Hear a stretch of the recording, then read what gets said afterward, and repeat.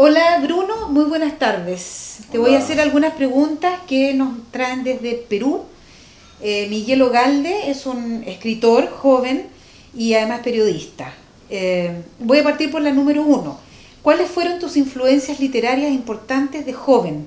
¿Y qué otros autores o autoras has descubierto y te han marcado en el paso del tiempo? Pues precisamente viniendo de Perú, una de las primeras influencias fue ya de adolescente y para el resto de la vida, porque es la memoria de la escritura de Vallejo.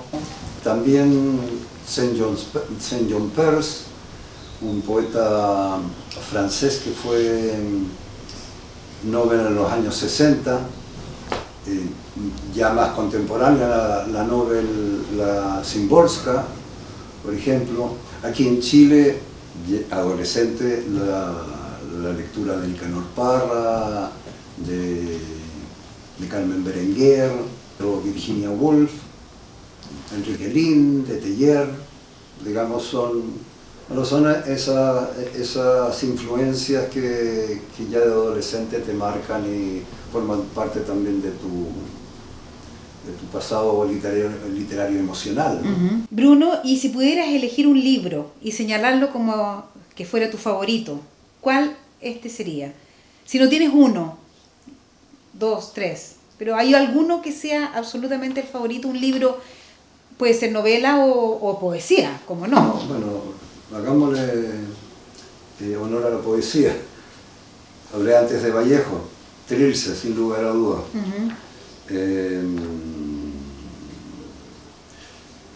Nicanor Parra, y saltando a la época contemporánea, cualquiera de Elvira Hernández, la poeta chilena. Según tu opinión, ¿cuáles son los autores o autoras más importantes de la escena literaria actual? Tanto a nivel latinoamericano. Bueno, a nivel nacional volvería a decir Elvira Hernández, Diego Maquieira, también Zurita. En la prosa César Aira, Ricardo Piglia, en el marco argentino. Los escritores de la generación Beat parecieran ser una influencia poderosa en el infrarrealismo. ¿Qué tomaron ustedes de Curac, Ginsberg y Burroughs? Esta es una pregunta muy interesante viniendo del Perú, porque, bueno, la generación Beat fue un ejemplo y intentamos leer sus textos, la mayoría en malas traducciones argentinas, con todo respeto, a menos las que había en la época, estamos hablando de los años 70. Pero para el infrarrealismo fue más importante la referencia precisamente de un movimiento peruano, que fue Hora Cero. Jorge Pimentel, Tulio Mora, y Carmen Ollé. Esa fue una referencia, Enrique Verástegui, fue una referencia directa muy importante. Y además hay una historia bonita porque fue una viajera y poeta argentina, Diana Velesi, la que unió, estableció el puente en un viaje latinoamericano que hizo, subiendo hacia Estados Unidos y pasando antes por México. Ella unió a esto, digamos, informó a los poetas mexicanos que luego, 3, 4 años después, hicieron el infrarrealismo, ¿no? Eso, no olvidarse de Hora Cero. Hora Cero, mira. Sí, que es una vanguardia que ya tiene 50 años. De algún modo, esos eran los tíos, fueron los tíos del infrarrealismo.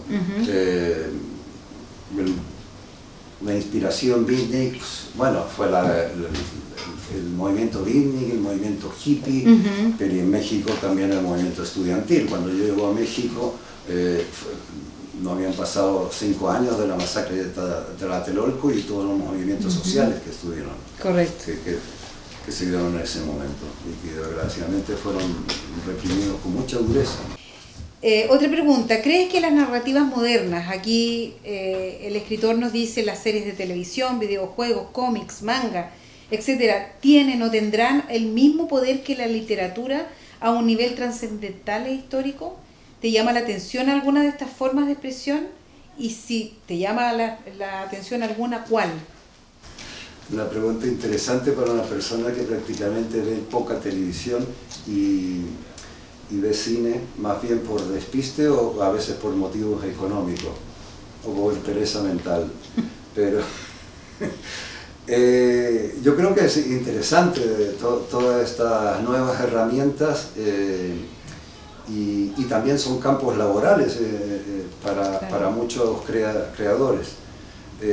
Y son campos laborales y creativos un poco para bien y para mal. ¿Para mal en qué sentido? Porque están sometidos a la presión del mercado, ¿no?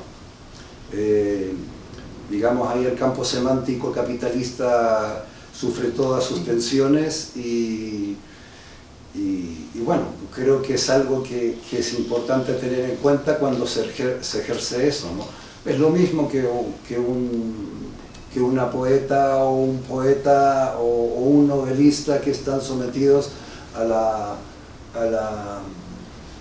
al trabajo editorial, y que es deseable, por supuesto, porque te tienen que publicar, pero a su vez quedas mediado por un contexto que también tiene su sesgo comercial, ¿no?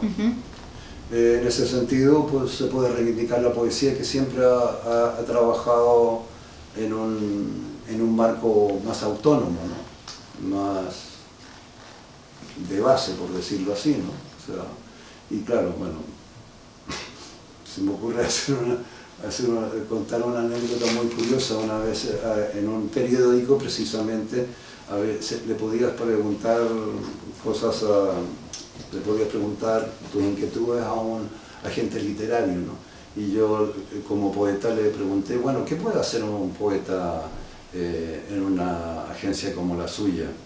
Y el tipo me dijo, nada. Los detectives salvajes, de Roberto Bolaño, es la novela insigne del infrarrealismo, en la que apareces tú como un personaje con el nombre de Felipe Müller. Por supuesto, es una obra de ficción, lo tenemos claro, pero ¿hay alguna parte que tú reconozcas como reales, situaciones, diálogos, algo así, o al menos una ambientación fidedigna de la época y el momento generacional en la que viviste la época? Bueno, el querido Roberto Bolaño dejó muy claro que era un homenaje a su generación, lo definió así. Hay elementos de fabulación muy fuertes en la novela, ¿no?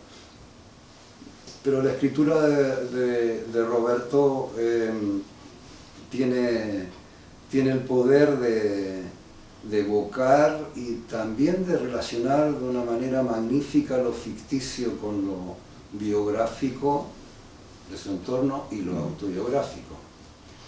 En ese sentido, dicho a la chilena, Roberto la hizo súper bien. Respecto a mí, claro, mi personaje se llama Felipe Müller. Cuando me lo contó por teléfono se lo comenté un poco chistosamente, pero ¿tú sabes lo que quiere decir Müller en alemán?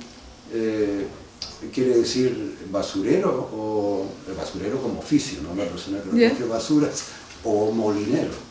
Okay. El que le da la molienda mental. Es cierto el episodio de la sarna, es cierto el episodio de ciertas expresiones que usa Felipe Müller, y en principio eso, ¿no? Todos los trasuntos reales, digamos, los amigos que inspiraron eso, todos se reconocen en gestos, me refiero a los amigos infrarrealistas, ¿no? Se reconocen la evocación y también reconocen la ironía con la que están invocados en la historia, ¿no?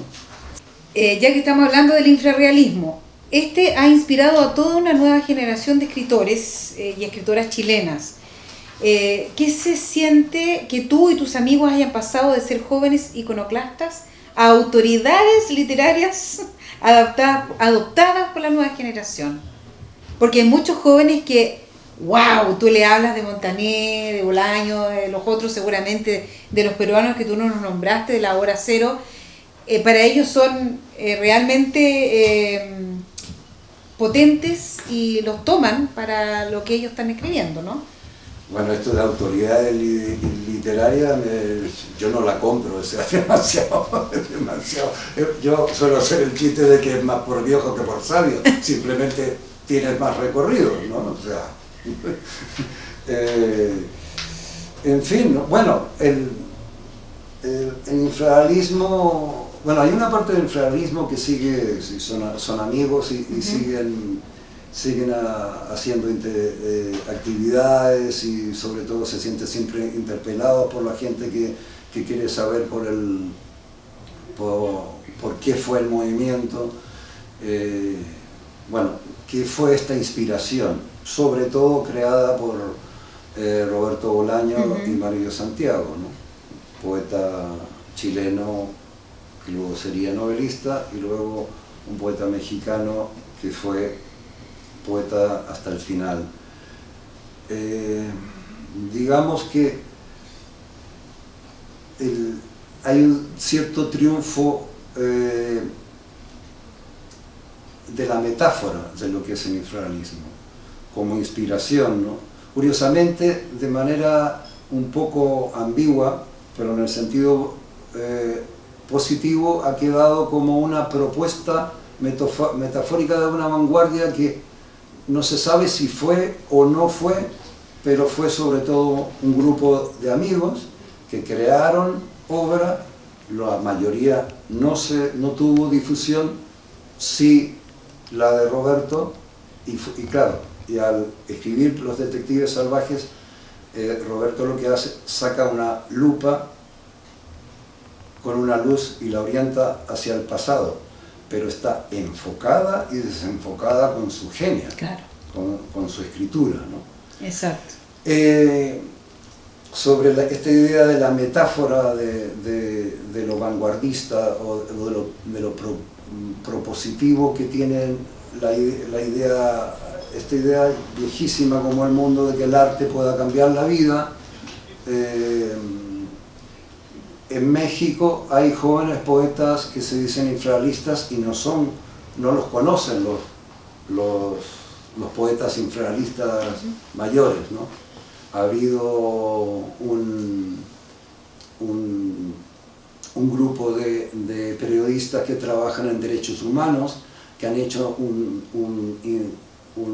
manifiesto de periodismo infrarrealista, en fin, es decir, así como normalmente dices lo kafkiano, pues lo infrarrealista está lanzado ahí como una propuesta crítica de la vida, de la política, de lo social artístico, ¿no?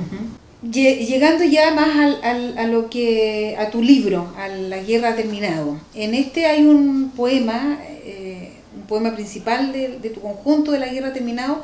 Hay unas líneas muy proféticas que encajan bien en los tiempos actuales. En los restos de las grandes ciudades, nuestras entretenciones serán de una violencia irreparable, pero no derramaremos una sola gota de sangre hermana. Bueno, este es el oxímoron metafórico de una mente de 20 años. Yo tenía 20 años en ese momento. Leído así, bueno, digo, no está tan mal. Sí, pero bueno, entiendo. A ver, este poema fue escrito como proyectando la mente hacia el futuro, como si fuera un poema utópico.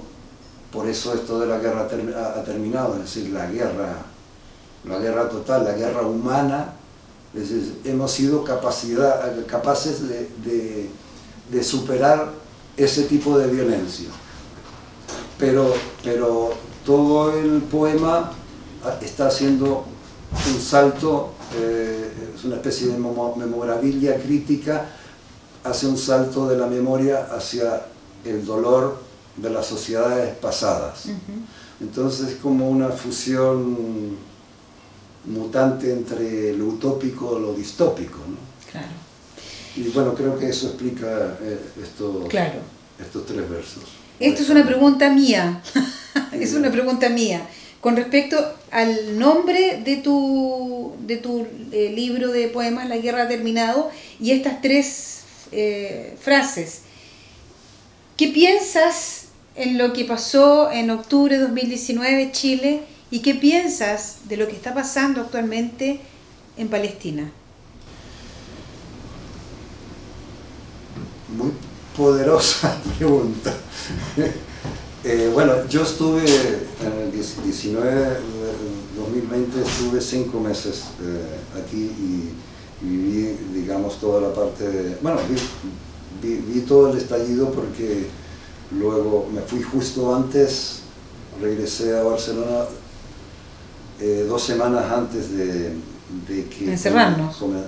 Comenzara, digamos, el encarcelamiento sanitario. No cabe duda que una primera parte era necesaria, pero luego se despertó el siniestro de espíritu control de la dictadura, ¿no? Es decir, hay algo ahí que sigue vivo en una parte de la sociedad,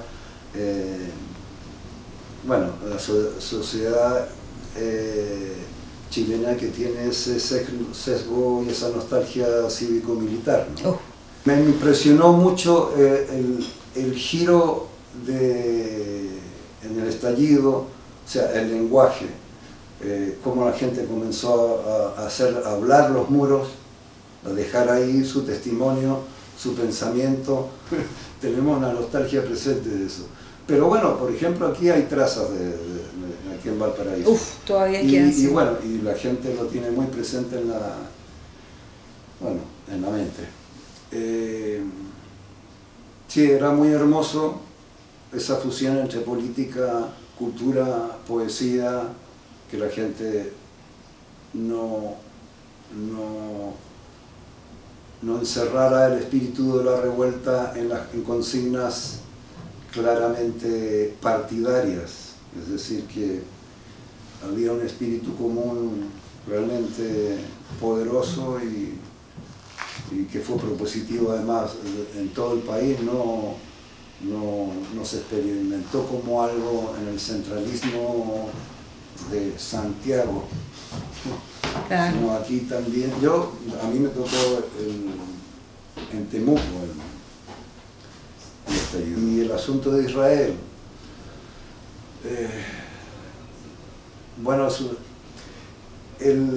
el gobierno de Israel es un gobierno de ultraderecha y tiene toda una trayectoria previa para acabar con el movimiento político progresista y laico dentro del propio Israel. Las fuerzas políticas que han subido a Netanyahu son responsables de matar a líderes importantes del progresismo israelí. O sea, de esos barros, estos lodos y esta sangre, ¿no? Y además está la manipulación, pues este conchavamiento hiperperverso que tiene Estados Unidos con Israel, que es la guerra geopolítica, ¿no? Y sin lugar a dudas Netanyahu se aprovecha de eso, ¿no? Y que un personaje tan siniestro como Milei le encante la propuesta asesina de Netanyahu, eso ya lo dice todo, ¿no? Y también, yo que vivo en Europa, todo este auge de la ultraderecha, y esto tiene que ver con la guerra semiótica capitalista de manipulación que, haciendo un chiste siniestro con mi poemita, que es de hace 47 años, eso es una guerra que no ha terminado y la van a jugar muy duro. Es decir, hay que reaccionar también con el lenguaje. La izquierda mundial está modestamente, creo, está fallando con el lenguaje, no interpela a la gente. En los 70 los jóvenes latinoamericanos luchaban contra el derrumbamiento del sueño socialista y atestiguaron el surgimiento brutal del neoliberalismo en el continente. Bajo tu perspectiva, ¿contra qué luchan los jóvenes hoy? ¿Qué le dirías al joven Bruno Montané y a la juventud actual que con todo en contra se esfuerzan por leer y escribir desde las entrañas? Pues eso, que sigan leyendo y escribiendo. Sí, claro. Y que vivan plenamente dentro, o sea, como en la plenitud posible y también en la resistencia posible, ¿no? Y hay que crear los espacios de esa resistencia, ¿no? En el sentido cultural, ¿no? En el cultural vivo. Última pregunta, ¿qué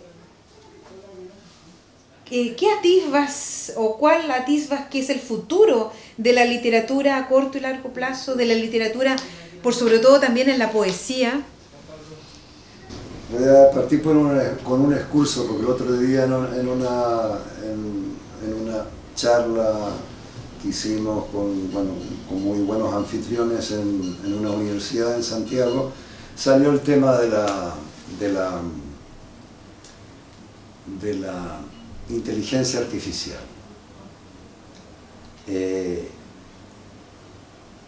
Yo la tengo tomada con la llamada inteligencia artificial, es decir, también tiene que ver con la pregunta que me hacía sobre los medios y los videojuegos y todo eso. Puede ser interesante como herramienta, no hay que olvidar nunca, modestamente hablando, que se trata de herramientas, es decir, no es ninguna nueva panacea. Claro. Es decir, hay que estar atento con estos nuevos medios, qué es lo que pueden aportar y qué no, cuando perversamente te apartan, por ejemplo, de escribir a mano. Bueno, esa ya es una manía mía de viejo. A mí me encanta escribir a mano, ¿no? Bueno, cosas urgentes las escribo en la computadora porque es obvio que permite, digamos, una cierta rapidez casi laboral, ¿no? Pero yo creo que no hay que olvidar el papel, la tinta y no hay que olvidar ensuciarse las manos como si usted estuviera trabajando en alfarería con barro, ¿no? Ya sé que mucha gente le va a parecer esto muy romántico o ingenuo. No. A mucha gente no, pero a otros sí. Es decir, bueno, la cultura siempre es una cosa que... La cultura somos todos, no la alta cultura, eso hay que tenerlo claro. Y bueno, seguir trabajando, no sé, específicamente en la literatura, cada vez más se está dando la hibridación, una hibridación yo creo que muy positiva entre los géneros, ¿no?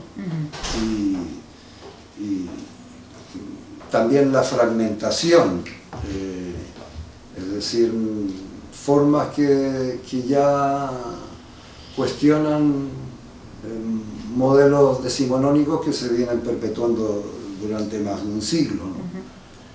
Y que es, por ejemplo, el que sigue alimentando el mercado editorial en materia de narración, ¿no? Con las novelas, ¿no? La novela que puede ser crítica, pero también puede ser muy entretenida, ¿no? Bueno, el mundo de los bestsellers, etc. Es decir, digamos, hay que escapar de ese tipo de presiones y crear otras cosas, ¿no?